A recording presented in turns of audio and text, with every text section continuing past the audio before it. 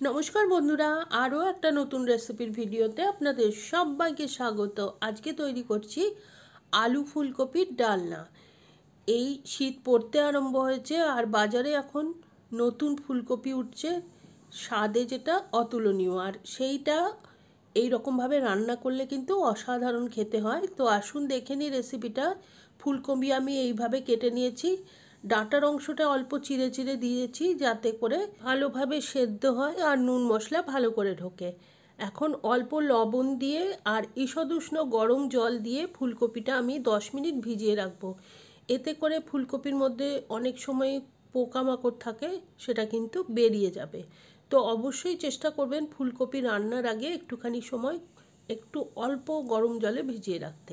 এছাড়া দুটো medium size আলু আমি এরকমভাবে কেটে নিয়েছি আর জলে ভিজিয়ে রেখেছি যাতে কালো না হয়ে যায়। দুটো মিডিয়াম সাইজ পেঁয়াজ বেটে নিয়েছি। এছাড়া একটা ব্লেন্ডার জারে নিয়ে নিয়েছি 6-7টা কাজু, 1 চা চামচ পোস্ত, জল দিয়ে ভিজিয়ে রাখলাম, পরে এটা বেটে নেব।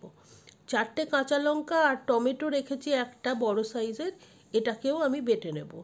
আর এখন একটা মশলা তৈরি করে নিচ্ছি। 1 চামচ আদা বাটা, 1/2 চামচের থেকে একটু বেশি জিরে গুঁড়ো, 1/2 চামচের থেকে একটু বেশি ধনে গুঁড়ো, অল্প একটু জল দিয়ে একটা পেস্ট তৈরি করে রাখবো। এটা জল পেলে ফুলে উঠবে, পরে একদম বাটা মশলার মতো আমরা ব্যবহার করতে পারবো। তো মশলা আমার সমস্ত তৈরি। এখন কড়াইতে দিয়ে দিয়েছি সর্ষের তেল, গরম হলে আলুটা ভেজে নেব। এই পোর্শনটা আমি ক্যামেরায় ক্যাপচার করতে পারিনি, কেননা ক্যামেরাটা হঠাৎ বন্ধ হয়ে গেছিলো। আলুটা বেশ খানিকটা ভাজা হয়ে গেলে আমি দিয়ে দেবো হলুদ গুঁড়ো। হলুদ গুঁড়ো দিয়ে অল্প নাড়াচাড়া করে নেব। প্রথমে কিন্তু লবণ দেওয়া যাবে না, একটুখানি 50% মতো সেদ্ধ হয়ে গেলে তারপরে লবণ দিয়ে দিয়েছি। প্রথমেই লবণ দিলে আলুর থেকে জল বেরিয়ে যাবে, আলুটা ভাজা ভালো হবে না। আর এখন দেখুন আলুটা বেশ অনেকটা সেদ্ধ হয়ে গেছে, প্রায় 70-75% কুক হয়ে গেছে। আমি এটাকে তুলে রাখলাম। এখন কড়াইতে ওই তেলেই ফুলকপিটা দিয়ে দিচ্ছি। এটাকেও আমি জল ঝরিয়ে নিয়েছি আর ভালোভাবে ভেজে নেব। মোটামুটি 50% কুক হয়ে যাবে, সেই পর্যন্ত ভেজে নিয়ে ফুলকপিটাও আমি তুলে রাখছি।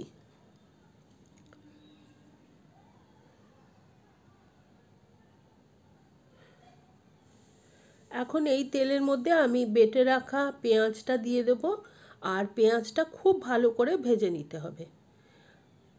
একদম লাল করে ভাজার দরকার নেই, কিন্তু দেখতে হবে পেঁয়াজটা যেন একদম তেল ছেড়ে দেয়। তারপরে যে মশলাটা আমি ভিজিয়ে রেখেছিলাম সেটাও দিয়ে দিলাম, আর এটাকেও খুব ভালো করে আমি ভেজে নেব যাতে করে আদার কাঁচা গন্ধটা একেবারেই চলে যায়। দিয়ে দিয়েছি 1/2 চা-চামচ কাশ্মীরি লঙ্কার গুঁড়ো। এটা সম্পূর্ণভাবে অপশনাল, আপনারা চাইলে নাও দিতে পারেন। তরকারি কালারটা একটু ভালো আসবে বলে এখানে দিলাম আমি। আর দিয়ে দেব অল্প হলুদ গুঁড়ো আর লবণ। সব কিছু খুব ভালো করে মিশিয়ে বেশ অনেকটা সময় ধরে ভেজে নিতে হবে। আর তার মধ্যে আমি এখন দিয়ে দিচ্ছি টমেটো আর কাঁচা লঙ্কার পেস্টটা। সব কিছু ভালো করে কষিয়ে নেবো যাতে আদা এবং টমেটোর কাঁচা গন্ধটা চলে যায়। আর এই পর্যায়ে আপনারা কিন্তু রসুন বাটা একদমই ব্যবহার করবেন না, সেক্ষেত্রে রান্নার গন্ধ এবং টেস্টটা একেবারেই আলাদা হয়ে যাবে। আর এইভাবে যদি আপনারা মশলা কষিয়ে রান্না করেন, রান্নার স্বাদ কিন্তু খুবই ভালো হয়।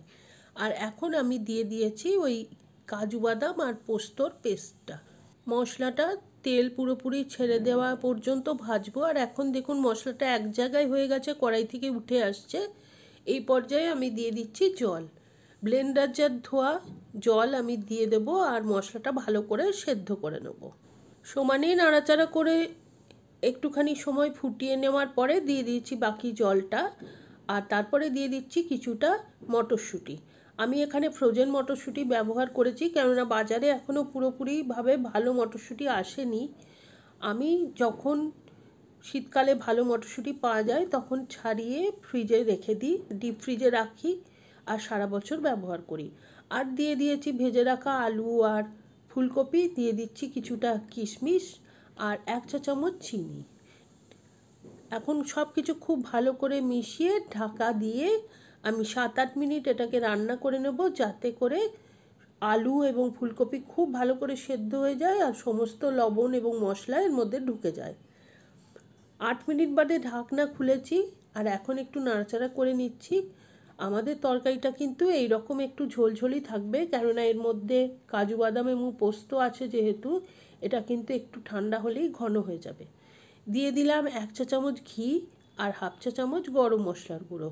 সব কিছু ভালো করে মিশিয়ে নেব আর তারপরে ঢাকনা দিয়ে গ্যাসটা অফ করে 10 মিনিট স্ট্যান্ডিং টাইম দেব, যাতে করে সমস্ত ফ্লেভার খুব ভালো করে অ্যাবজর্ব হয়ে যায়। আর তারপরে পরিবেশন করব। এটা আপনারা রুটি পরোটা বা ভাতের সাথে খেতে পারবেন। তো বাড়িতে অবশ্যই ট্রাই করবেন, কমেন্ট করে জানাবেন কেমন লাগলো। রেসিপি বানালে ছবি শেয়ার করতে পারেন আমার ফেসবুক পেজে। আর রেসিপিটা ভালো লাগলে please like share and subscribe my channel.